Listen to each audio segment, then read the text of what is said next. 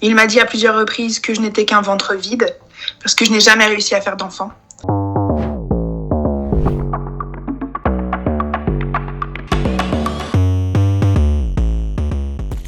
Alors moi, je suis Amandine Troadec, j'ai 35 ans.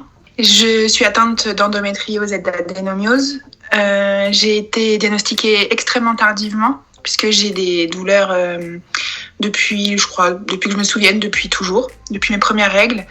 Et j'ai été diagnostiquée qu'en mars 2019. Alors moi, avant qu'on me diagnostique, ça faisait 3 mois que j'avais rencontré mon conjoint actuel. Donc ça a été comme un bulldozer dans notre vie de couple en fait, puisque au tout début d'une relation, c'est là où tout doit être rose, merveilleux, et malheureusement pour lui et pour moi aussi, ça n'a pas été le cas du tout. Alors moi, j'ai eu la chance de rencontrer quelqu'un d'exceptionnel. Je sais que je ne vous dis pas assez. Mais il m'a accompagnée. C'est lui qui m'a poussée à aller voir d'autres spécialistes. Parce que comme à force qu'on me dise que c'était dans ma tête, si tu veux, je me disais, c'est moi, j'ai un problème. Il faut que je vive avec ça, mes douleurs, mes hémorragies. Et lui m'a dit, mais non, c'est pas normal. C'est pas normal, pousse des portes, vas-y. Et ça, je sais que je suis vraiment chanceuse parce que c'est pas le cas de toutes les femmes que je peux rencontrer au jour le jour qui ont vraiment cet aspect un peu masculin de dire « Oh, c'est bon, c'est des règles, c'est pas très grave ». Donc, je m'estime chanceuse en tout cas pour les démarches, même si pour lui, ça a été violent. Parce qu'on oublie bien trop souvent, voire toujours, l'impact psychologique que ça peut avoir notre maladie sur le conjoint. Alors déjà, il faut savoir qu'on a des atteintes vraiment sévères comme j'ai pu avoir. On a notre corps déjà qui change énormément de par les opérations, de par les traitements qu'on peut prendre, hormonaux ou autres. J'ai pris quand même 30 kilos en très peu de temps. Et j'ai des cicatrices sur le corps. Donc la confiance que déjà je devrais avoir en moi est difficile. Du coup, t'es pas à l'aise en fait avec l'autre. T'es pas à l'aise parce que tu ne peux pas concevoir que quelqu'un te trouve jolie et qu'il te considère vraiment comme une belle personne, parce qu'il n'y a pas que l'aspect physique, il y a d'autres choses. Mais toi, tu es concentré sur ce physique qui malheureusement, il faut le dire, te répugne au plus haut point, que tu détestes, puisque c'est lui qui indirectement te fait souffrir et te rend cette vie difficile.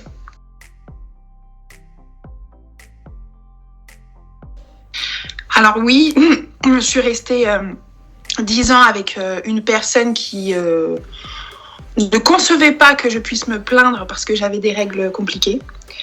Pour l'anecdote un petit peu pas très joyeuse, il m'a dit à plusieurs reprises que je n'étais qu'un ventre vide parce que je n'ai jamais réussi à faire d'enfant.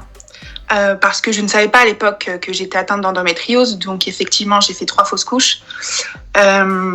Pour lui, c'était uniquement dans ma tête, je le faisais exprès.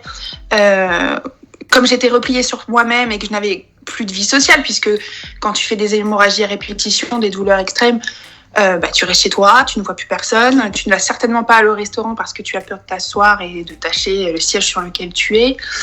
Tu vas certainement pas aller chez des gens et mettre un peu la mauvaise ambiance, même si tu ne le veux pas, parce que t'es pas bien, t'as pas envie de boire parce que tu viens de prendre des anti-inflammatoires. Du coup, il admettait pas ça en fait, que je m'isole. Pour lui, je le faisais exprès parce que je l'aimais pas assez. Mais c'est des mots très violents parce qu'on ne dit pas à une femme qu'elle est un ventre vide parce qu'elle ne peut pas faire d'enfant.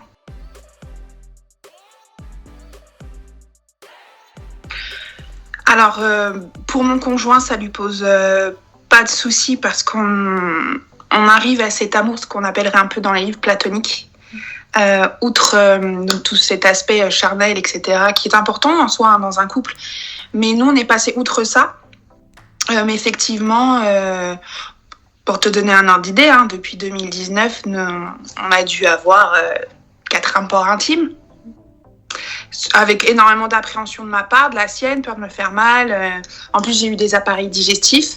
Donc, c'est une appréhension encore différente.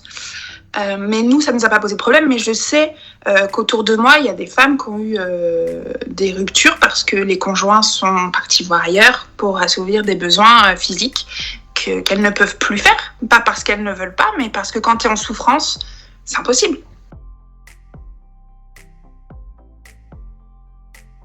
Je sais que ça peut paraître assez choquant ce que je dis, mais déjà si on informait un peu plus justement de cette maladie, qu'on sensibilisait pas que les femmes mais aussi les hommes, même les jeunes hommes, de leur dire qu'on est en 2022, qu'effectivement il y a des femmes qui souffrent lors de leurs règles, et règles ou après quand elles ont des lésions d'endométriose, et qu'il faut les accompagner, que ça va pas être facile, mais tout ça, c'est comme je te disais tout à l'heure, s'il n'y a pas d'accompagnement et de reconnaissance du conjoint,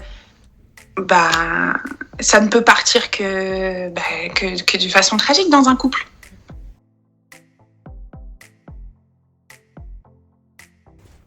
C'est mon pilier, je peux le dire clairement, c'est mon pilier. Il m'accompagne à tous les examens. J'en ai énormément parce que j'ai été opérée 8 fois. Il m'a aidée quand j'ai eu une opération digestive qui m'a valu une poche digestive, donc tout ce qui est anus artificiel. C'est pas évident déjà pour moi d'aller à la selle par le ventre. Je te laisse imaginer pour le conjoint le choc que ça peut être. Il a été là, il a appris à mettre les appareillages. Il est là encore aujourd'hui, il s'intéresse. Quand je vais pas bien, que je pleure, il me soutient. J'ai cette chance-là. Après, je sais très bien qu'il est beaucoup déprimé, il dort très mal la nuit. Et vis-à-vis de ce soutien, de ce pilier il pense qu'il est obligé de le faire parce qu'il m'aime et qu'il veut me soutenir, lui, il se dit, je vais pas me plaindre. Je peux pas me plaindre. Parce que je suis là pour elle et si je me plains et que je penche un peu, elle va pencher avec moi.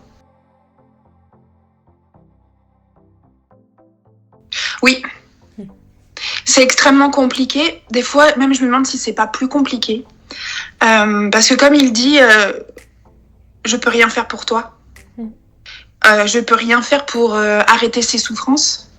Je peux rien faire peut-être pour trouver les mots vraiment justes parce que je ne comprendrai jamais la douleur que tu ressens. Et c'est pour ça, et j'y mets vraiment un point d'ordre vraiment très important, c'est que il faut remercier tous ces conjoints qui restent et qui se battent à nos côtés et qui sont pour moi des victimes collatérales en fait de cette maladie. Si j'avais un pouvoir héroïque, que la maladie, quelle qu'elle soit, n'existe pas.